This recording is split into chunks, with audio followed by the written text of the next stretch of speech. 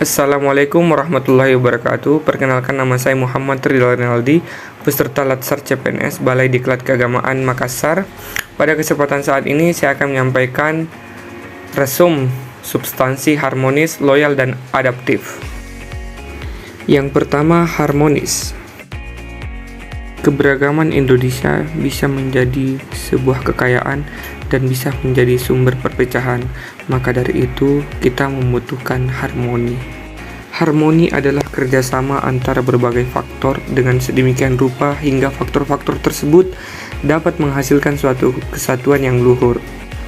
Suasana harmoni dalam lingkungan bekerja akan membuatkan kita secara individu tenang, menciptakan kondisi yang memungkinkan untuk saling kolaborasi dan bekerja sama, meningkatkan produktivitas, bekerja, dan kualitas layanan kepada pelanggan.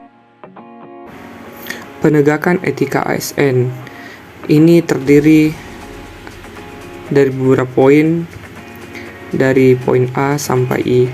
Yang berkaitan dengan harmonis itu berada pada poin C, yaitu melayani dengan sikap hormat, sopan, dan tanpa tekanan. Kemudian pada huruf H, menjaga agar tidak terjadi konflik kepentingan dalam melaksanakan tugasnya. Itulah penegakan etika ASN. Peran ASN harmonis. Yang pertama, posisi PNS sebagai aparatur negara harus bersikap netral dan adil. Kemudian yang kedua, PNS harus bisa mengayomi kepentingan kelompok minoritas, sehingga dalam membuat kebijakan dan peraturan tidak mendiskriminasi keberadaan kelompok tersebut. PNS juga harus memiliki sikap toleran atas perbedaan. Kemudian yang keempat, dalam melaksanakan tugas dan kewajiban, PNS harus memiliki suka menolong, baik kepada pengguna layanan juga membantu kolega PNS lainnya. Kemudian yang kelima, PNS menjadi figur dan teladan di lingkungan masyarakatnya. Yang kedua, loyal. Secara etimologis, loyal diadaptasi dari bahasa Perancis yaitu loyal, yang artinya mutu dari sikap setia. Secara harfiah, loyal berarti setia atau suatu kesetiaan. Kesetiaan ini timbul tanpa adanya paksaan, tetapi timbul dari kesadaran diri pada masa lalu. Kemudian, bagi seorang ASN, kata loyal dapat dimaknai sebagai kesetiaan, paling tidak terhadap cita-cita organisasi dan terlebih kepada Negara Kesatuan Republik Indonesia. Loyal dalam core value ASN. Yang pertama, memegang teguh ideologi Pancasila, Undang-Undang Dasar Negara Republik Indonesia tahun 1945, setia kepada NKRI serta pemerintahan yang sah. Kedua, menjaga nama baik sesama ASN, pimpinan instansi dan negara. Serta ketiga, menjaga rahasia jabatan dan negara. Adapun kata-kata kunci yang dapat digunakan untuk mengaktualisasikan panduan perilaku loyal, diantaranya A, yaitu komitmen, B, dedikasi, C, kontribusi, D, nasionalisme, E, pengabdian, yang bisa kita lihat pada layar tampilan.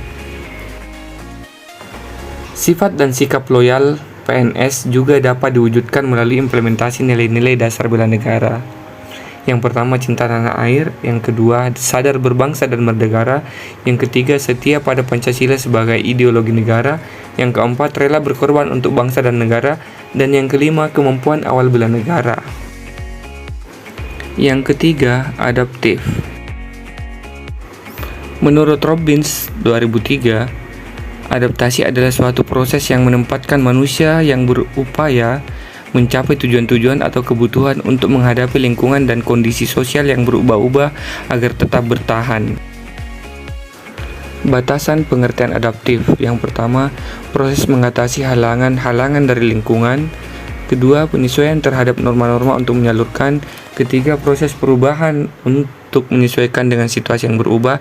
Keempat, mengubah agar sesuai dengan kondisi yang diciptakan. Kelima, memanfaatkan sumber-sumber yang terbatas untuk kepentingan lingkungan dan sistem. Dan yang keenam, penyesuaian budaya dan aspek lainnya sebagai hasil seleksi alamiah. Adaptif sebagai nilai dan budaya ASN. Ini terdiri atas 5 poin. Jika kita tarik benang merahnya, maka dapat disimpulkan bahwa pegawai harus terus mengasah pengetahuannya, kemudian pegawai harus terus berkomunikasi hingga memiliki persepsi yang sama. Kemudian pegawai memiliki mental model yang mencerminkan realitas yang organisasi ingin wujudkan. Kemudian yang keempat, pegawai perlu selalu sinergis dalam melaksanakan kegiatan-kegiatan. Kemudian yang kelima, pegawai harus selalu berpikir sistemik, tidak kacamata kuda atau bermental silo. Perilaku adaptif merupakan tuntutan yang harus dipenuhi dalam mencapai tujuan baik individu maupun organisasi dalam situasi apapun. Salah satu tantangan membangun atau mewujudkan individu dan organisasi adaptif tersebut adalah situasi VUCA: volatility, uncertainty, complexity, dan ambiguity. Hadapi volatility dengan vision, hadapi uncertainty dengan understanding, hadapi complexity dengan clarity, dan hadapi ambiguity dengan agility.